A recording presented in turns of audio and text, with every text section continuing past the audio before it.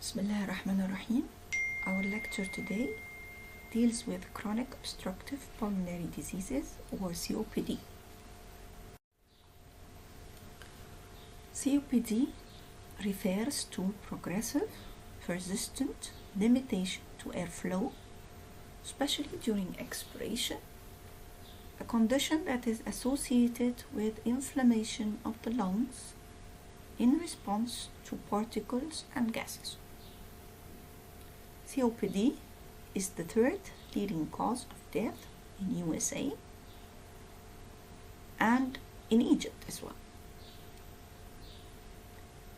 COPD refers to two lung diseases, namely emphysema and bronchitis, and in both lung diseases airways are narrowed due to obstruction of the airways, leading to limitation, as we said, to airflow during expiration, and this causes the patient to be dyspneic or complain of shortness of breath.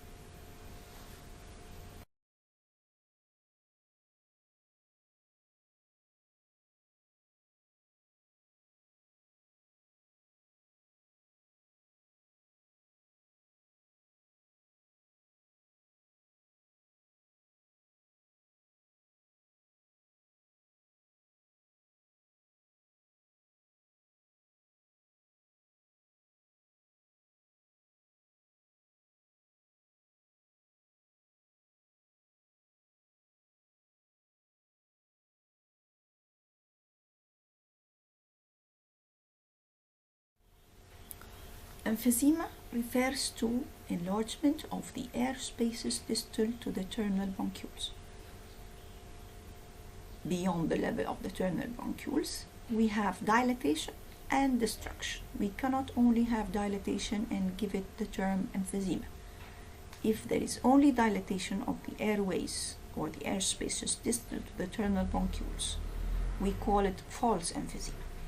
In true emphysema, there has to be dilatation and destruction. The false emphysema is a term that we get sometimes due to enlargement of parts of the lungs to compensate for other parts which have been removed from the lungs. For example, if we have a stab wound, or we have lung abscess, or we have a tumor in one of the lobes or one of the segments, and we remove this part of the lungs surgically, there is dilatation of the other parts or the remaining parts of the lungs to compensate for the removed part. This is false emphysema. This slide shows what really happens in emphysema. As we can see, there is collapse of the bronchioles during expiration of air, and this is because of the loss of the elastic fibers which are responsible for the elastic recoil of the lungs. Elastic fibers are destroyed or are lost due to what we call alpha-1 antitrypsin deficiency enzyme.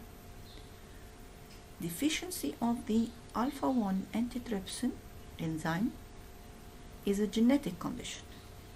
People who are born with this genetic defect, they have the condition of emphysema due to loss of their elastic fibers. People who are emphysematous, they usually take in their breath with no problem. They use their accessory muscles of respiration to help them in inspiration.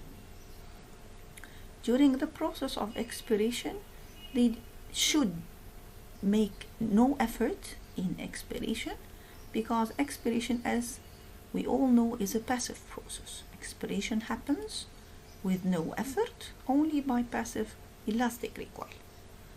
In absence of the elastic recoil, due to loss of the elastic fibers in those patients, in patients with emphysema, who have alpha-1 antitrypsin enzyme deficiency, this causes early or premature closure of the alveoli at the end of expiration. This premature closure causes air to be trapped inside the air spaces or the alveoli. Entrapment of air inside the alveoli causes the alveoli to be enlarged and dilated. So we have two processes in emphysema. We have loss of the elastic fibers, which is responsible for expiration due to deficiency of a certain enzyme called alpha-1 antitrypsin enzyme, and as a result of this there is early or premature closure of the alveoli during expiration, which usually causes entrapment of air or air trapping at the end of expiration inside the alveoli. The current slide shows a diagram of the normal healthy air sacs, that is to the left of the slide, and to the right it shows what happens in emphysema. The air sacs become weakened and enlarged, resulting in entrapment, as we said, of the air inside the alveoli and enlargement. Now, what is the cause of obstruction in both types of COPD? In chronic bronchitis, it is the excessive mucus secretion, and in emphysema, it is the loss of the elastic fibers, which causes obstruction during the outflow of air in expiration.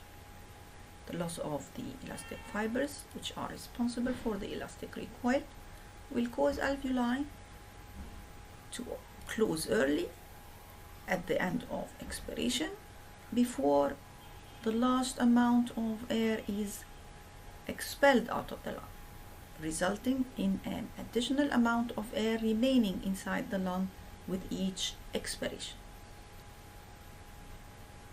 Now, what is the site of obstruction in each type? In centrilobular or centriacinar COPD, and by the way, the word acinus or lobule, it's the same, and it means that collection of 5 to 7 units of lung tissue makes an acinus.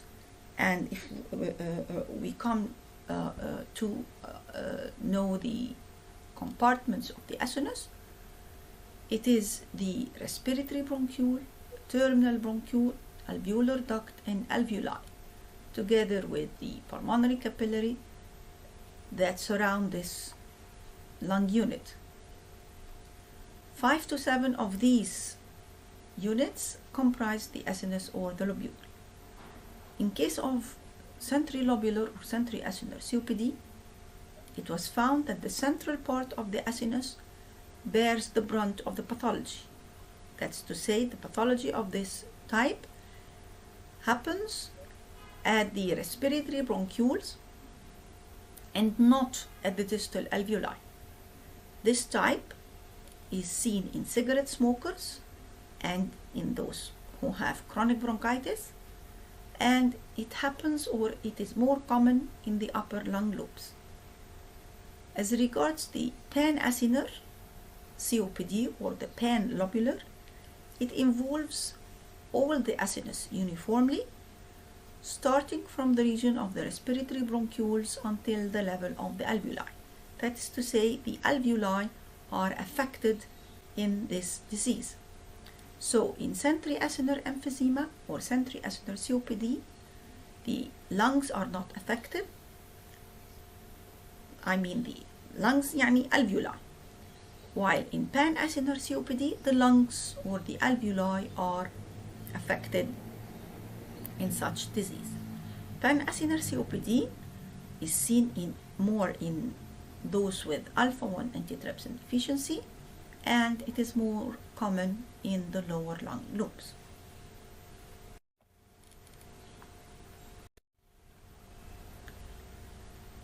Smoking, which is the most important risk factor for the disease, It is responsible for the development of COPD because of so many effects.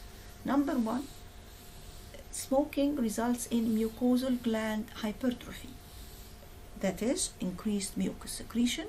Number two, the smoke has an inhibitory effect on bronchial ciliary blanket. You all know the cilia, which are responsible for the sweeping and getting rid of anything that gains access into our respiratory tract. Also, respiratory infections, they are more frequent in smokers, and they are associated with the mucosal edema and aggregation and infiltration with inflammatory cells, which help or aid in increasing. Smoking also stimulates the release of elastases and other chemoattractants from neutrophils. This leads to increased proteases over antiproteases, disrupting the balance between both, in favor, of course, of proteolytic enzymes and proteases, resulting in more and more dissolution and loss of the elastic fibers of the lungs. Smoke also interferes with the efficiency or efficacy of the already present alpha-1 antitrypsin, which means that even if the patient has alpha-1 antitrypsin enzyme, the smoke causes this enzyme to be less efficient and to be useless, so shifting the balance in favor and in excess of proteolysis. Of course, cigarettes, they contain many free oxygen radicals that result in increasing the oxidative stress to the lungs. The result of this is increase of pathogenesis of the COPD as a result of increase in the oxidative stress. Air pollution. Air pollution by burning of the biomass fuels aids in the augmentation of the COPD. Dusty occupations as coal, the gold, those who work in farms, and those who deal with cotton. All these are occupations are liable to increase the brunt of COPD. The male and the female predominance, I cannot rely on this anymore.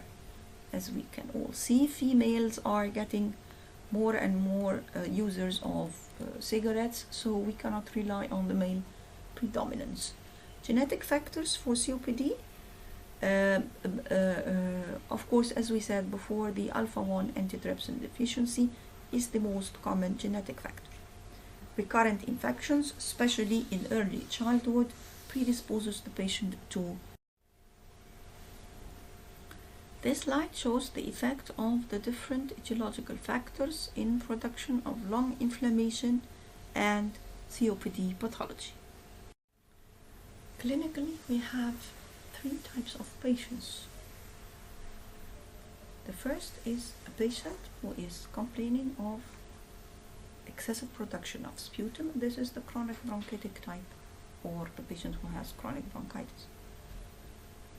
Those who progress to become emphysema or COPD, we call them, and they are smokers, we call them the Centriacinar emphysema or the type B COPD, and or the Blue Bloaters. Patients, number three, patients who are non-smokers or can be smokers but have alpha-1 antitrypsin deficiency, we call them type A COPD or emphysematous type of COPD or pink puffers. Occasionally, we can have a patient who is having a bit of this and a bit of that. That is the mixed type of COPD, and this is the most common form you are going to see. A chronic bronchitic patient usually complains of the presence of cough and sputum for at least 3 months for the past 2 years, and he's characterized by having frequent cough and expectoration, mild dyspnea, and they might be obese and having blue skin and mucous membrane, that is to say they are cynos. Emphysematous patients usually have minimal cough with expectoration, but they have profound dyspnea, more than those who are chronic bronchitic, and they might be thin because they have exert a lot of energy to keep their breath, and they use their accessory muscles of respiration, which cause these muscles to become wasted. They are pink. They are called pink puffers, not in the sense that you can see them pink, but in the sense that they are not cyanosed at rest and only during exercise. Those diagrams show exactly how patients with emphysema look like. That is the one to the left of the diagram, and the one to the right shows a chronic bronchitic or centrilobular COPD patient. As regards the symptoms or what the patient complains of, he is going to complain of the chronic cough. He's always coughing with or without change in the color of his sputum, and they usually complain that the cough begins at the very early hours of the day, and they call it the smoker's cough. Also, they complain of dyspnea or shortness of breath, and this increases progressively over years until it becomes dyspnea at rest. Wheezing or the musical sound they complain of because of obstruction of their airways is a typical complaint of patients with COPD. Also, COPD patients complain of chest pain, either because of their chronic cough or because of rupture of their emphysematous bullae or air spaces. A bulla is an enlarged many numbers of alveoli. When they become enlarged, they constitute a large air space that is termed or called bulla. The rupture of such bulla is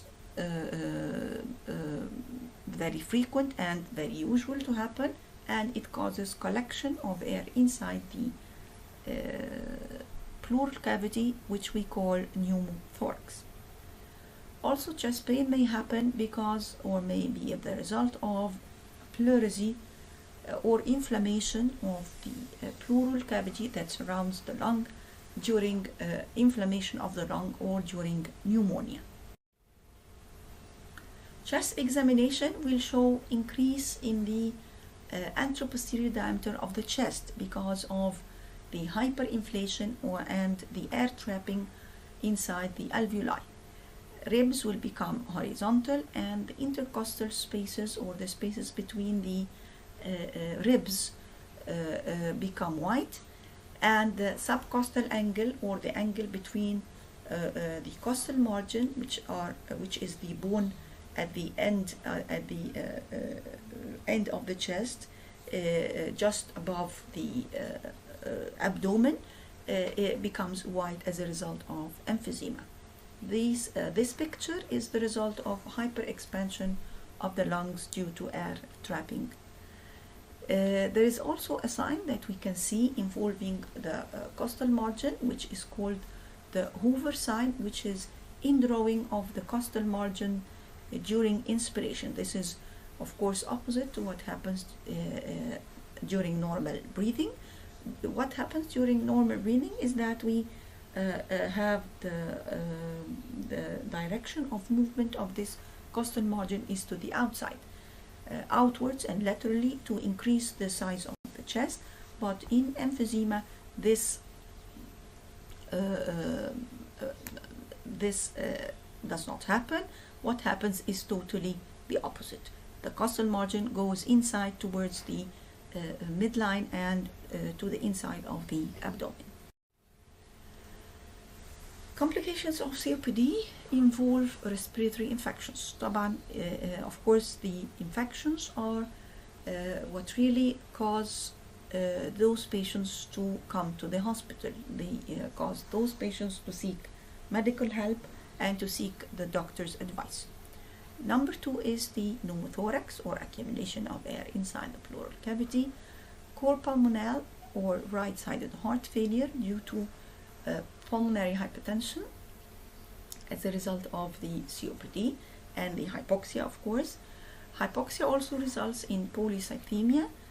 And number 5 is respiratory failure. Failure of the respiratory system to supply the body with oxygen and to remove the excessive accumulation of CO2. Number 6 is lung cancer. Signs of respiratory failure include the appearance of central cyanosis, drowsiness, hypersomnia due to increased carbon dioxide in the blood, what we call CO2 narcosis, astraxis or flapping tremors, increased intracranial tension and papilledema, and terminally or at the end coma happens. How to diagnose the disease? Of course, COPD is diagnosed by the hyperinflation in a chest x-ray, plain x-ray of the chest. We find hyperlucency, which is increase in the darkness of the lungs. The black color becomes more black. Transverse ribs, intercostal spaces are more wide. The diaphragm is low and flat. The heart becomes thin and elongated, that is ribbon shaped. We have also tenting, like it's like a tenting or cupping of the diaphragm. The diaphragm becomes concave, like a cup. This is called cupping of the diaphragm. As we can see here, this is an X-ray picture of a patient with emphysema. We find those dark areas are both lungs, and they are even darker at the upper lung fields, that is the upper parts. And this is more like chronic bronchitis, as we said before. Number 2, we use, of course, respiratory function tests or ventilation tests for the diagnosis of emphysema or COPD. We find the forced expiratory volume 1 decreased, the peak expiratory flow rate decreased, forced vital capacity is decreased, and the ratio, as we said before in the lecture of the bronchial asthma, we find the ratio of FEV1 over the forced vital capacity, the whole ratio is decreased. Also, as we said in the lecture of bronchial asthma, residual volume and total lung capacity are increased, and the maximum breathing capacity is markedly reduced. If we come to estimate the arterial blood gases, of course will show hypoxemia or decreased PaO2 and hypercapnia or increased carbon dioxide tension in the blood and increased bicarbonate.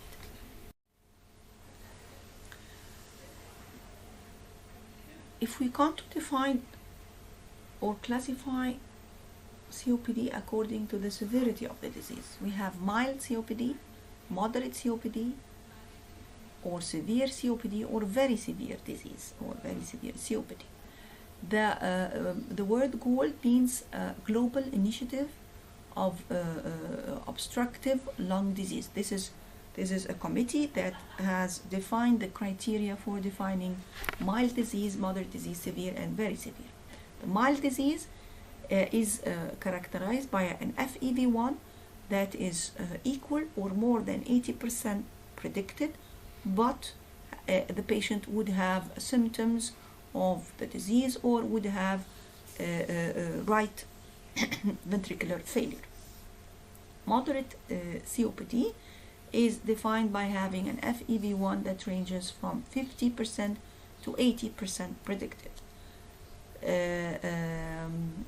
Severe COPD is a patient having an FEV1 from 30 to 50% predicted, and very severe disease is characterized by having an FEV1 less than 30% predicted. Other criteria for diagnosing the disease would necessitate sputum culture and sensitivity, which may detect infecting organisms, blood culture, estimation of the serum alpha-1 antitrypsin deficiency, and CT of the chest. The most important point is how to differentiate between asthma and COPD, because as you have seen in the X-ray picture, it's probably the same. In the pulmonary function tests, they are probably the same. If we come to compare between the two diseases, we have the age of onset. In asthma, it is less than 40 years. In COPD, it's more than 40 years. But I need you to remember that this now we cannot rely on that very much. We have so many patients who start smoking at a very early age, maybe at the age of 6 or 7 years. Smoking history in asthma, it is not a cause, but it worsens the progression of the asthma. In COPD, smoking is a must. It's a cause of COPD. As we have said, it's more than 90% of the etiology of COPD.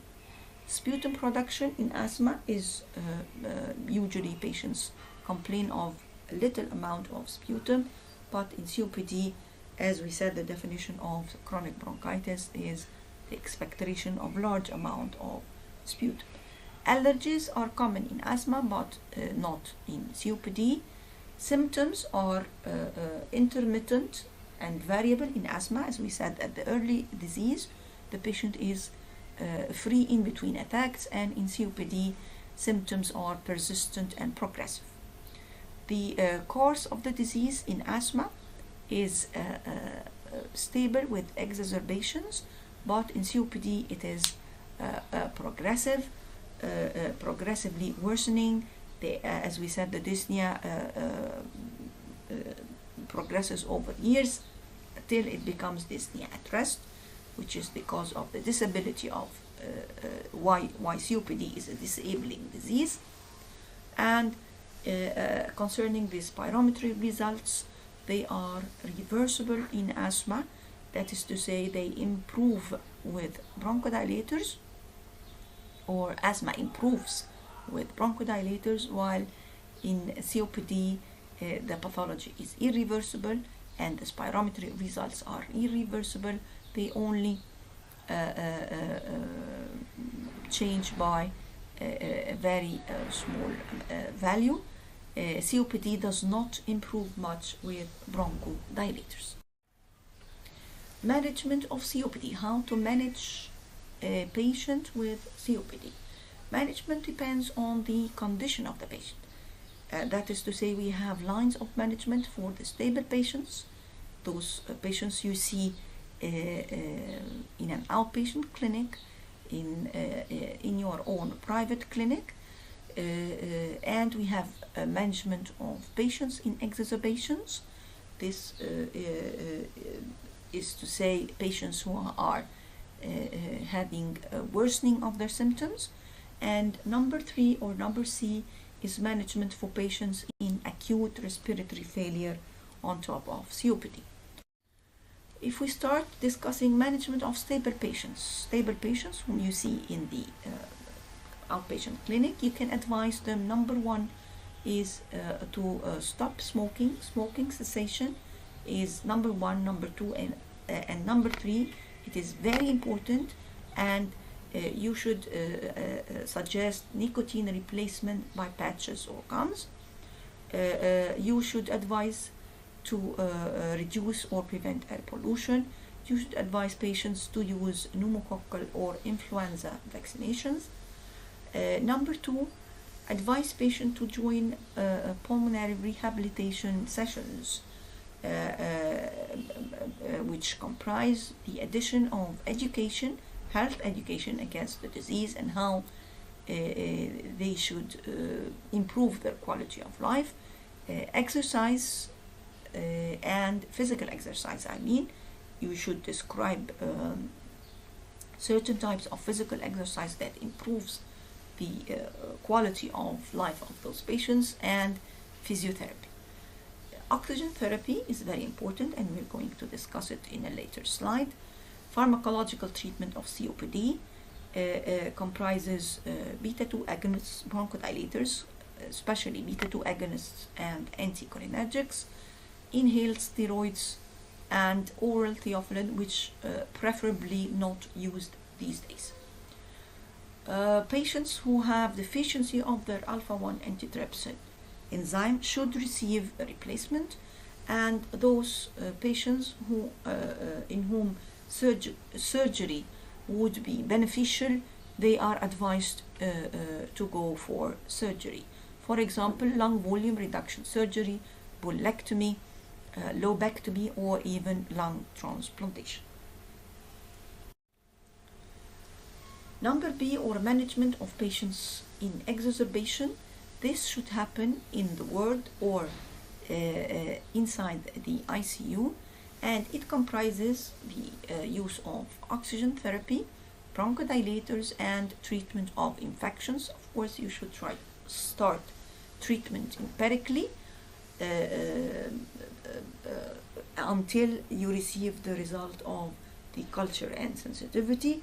Empirically, you can use amoxicillin or amoxicillin clavulanic combination, macrolides, or quinolones, or second generation cephalosporins, or co-trimoxazole.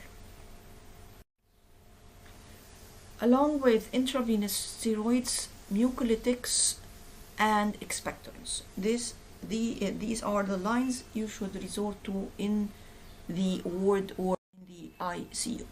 Concerning the oxygen therapy, it's termed long-term oxygen therapy. Long-term means continuous oxygen therapy at home at a low flow rate, and it is indicated in cases of severe hypoxemia. That is the PaO2 less than 55 millimeter mercury, and oxygen saturation that is less than 88% at rest or with exertion or during sleep. Also, in cases of cor pulmonale or right ventricular failure, long-term oxygen therapy is advised. The goal of your PaO2 is 60 millimeter mercury. Do not try to achieve more oxygen levels, because it is not beneficial for the patient. It is not good. It deprives the patient from what we call the hypoxic drive to his respiratory center. Those patients are accustomed to their hypoxemia. If you come to raise their oxygen and abolish their hypoxemia, their respiratory center loses the only stimulant for it at such a condition, and the patient enters into respiratory failure. Methods of administration of oxygen. We have the nasal plunges, or we have the mask, oxygen mask, and at home we can use the oxygen cylinders or the oxygen concentrators. As we said, it is a low flow, that is 1 to 3 liters per minute only, no more. Values of oxygen therapy, it improves the symptoms, it decreases the pulmonary hypertension, the polycythemia, and the arrhythmias which result from the oxygen decrease or the hypoxemia. It also improves the exercise tolerance and the quality of life and survival. This slide deals with the point why we should use low flow oxygen. As I said, if you use high flow oxygen, you abolish the hypoxemia.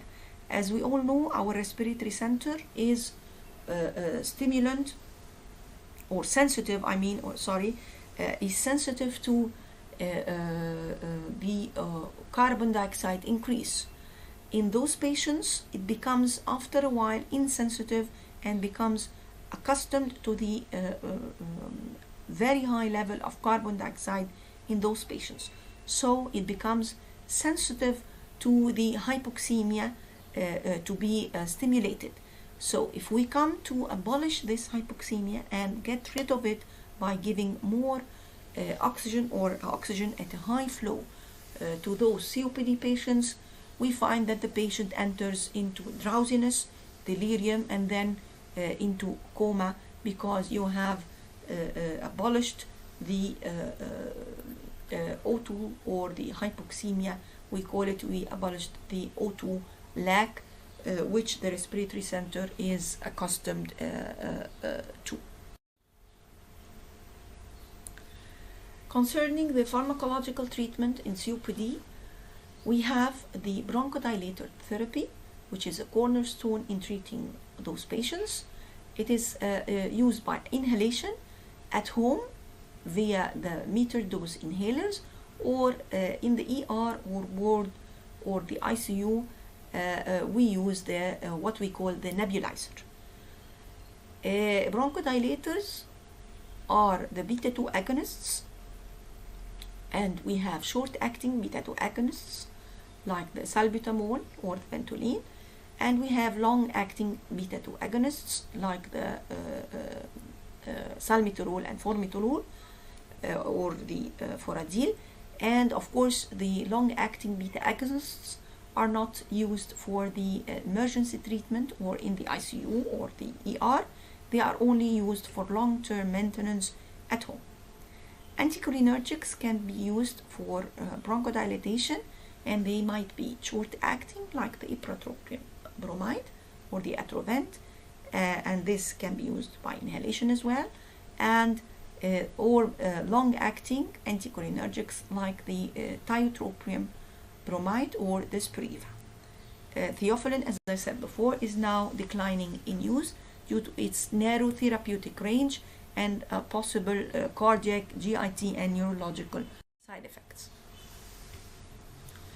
If we come to discuss corticosteroids, they are used in acute exacerbation of COPD in the form of intravenous route, the example, the hydrocortisone, and sometimes we give oral steroids as an initial 2 weeks trial to define people who are going to respond to steroids or not. Preparations, we have the prednisone from 20 to 40 milligrams per day orally at home, after with rapid tapering after after the patient shows improvement. Of course, at home, this is for long-term treatment after the initial improvement on IV steroids. Budesonide or the Pulmicort, they are available as nebules or spray for inhalation via the nebulizer. They are used for the long-term management of COPD at home, but sometimes we use the nebules with the nebulizer in the ER or the ICU or the ward in cases of resistant cases, those who do not show good improvement on bronchodilators alone. The beclomethasone or the fluticasone inhalers, they are used for long-term management of COPD at home. COPD, as we said, is complicated by respiratory failure, and this respiratory failure might be two types. It might be type 1 or the hypoxemic respiratory failure,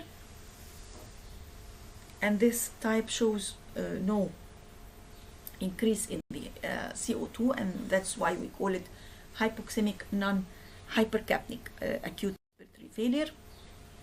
Type 2 respiratory failure is the hypercapnic respiratory failure, in which there is hypoxemia and hypercapnia and respiratory acidosis. Our disease, COPD, can cause either type 1, which is the hypoxemic respiratory failure, or type 2, which is the hypoxemic and hypercapnic in the meantime. How can we diagnose acute respiratory failure? By presence of hypoxemia. Of course, we do arterial blood gases. We can find hypoxemia, PaO2 less than 60 millimeter mercury. Normally, PaO2 can be up to 100 millimeter mercury.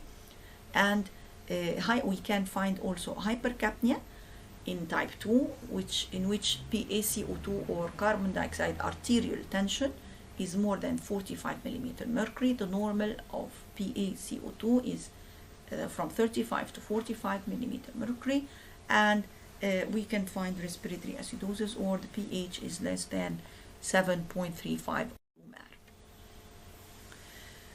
The patient is usually treated, as we said, by the same lines of management, including oxygen therapy. And of course, if the patient is COPD, we should use the continuous low flow oxygen, and then we can monitor the progression of the condition by what we call the oxygenation index, which is a ratio between what we give of oxygen, the inspired oxygen fraction, or the FiO2, and what we get of arterial oxygen tension. We divide the PaO2 over the FiO2. If we get an oxygenation index less than 200, this diagnoses acute respiratory distress syndrome, and if we get a value less than 150, we get a diagnosis of acute lung injury. Of course, these levels are indicative of placing this patient on mechanical ventilation. As we said, treatment of acute respiratory failure is directed towards the precipitating cause. For example, if the cause is COPD, we shall use all the other lines of treatment, the pharmacological treatment, bronchodilators, steroids, and so on, antibiotics, and so on, and oxygen, and so forth, until we can find that the patient is not responding to all those previous lines of treatment. We can then consider placing the patient on mechanical ventilation, and this is either non-invasively using what we call continuous positive airway pressure, or bilevel positive airway pressure, which is a device that delivers the oxygen, the air to the patient under a certain pressure to overcome the collapse and the obstruction in the airways of those patients.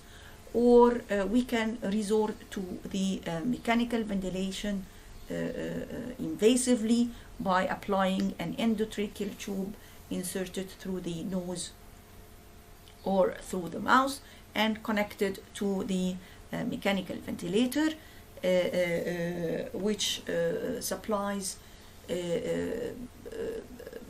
totally mechanically monitored breath to the patient. The patient, at such case, he has no no part to do in his respiration. Everything is being set and monitored by the mechanical ventilation until the patient becomes in a condition that he can take his breath by himself.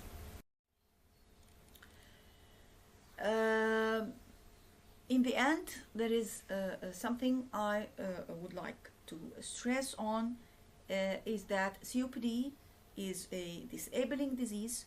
Its problem not only that it is a cause of lung cancer in our country, but it's a disease that leaves the patients with totally disablement. They cannot make any effort, they cannot undress themselves, they cannot help themselves even at home. They quit work, of course, they stay at home, they cannot feed themselves, they cannot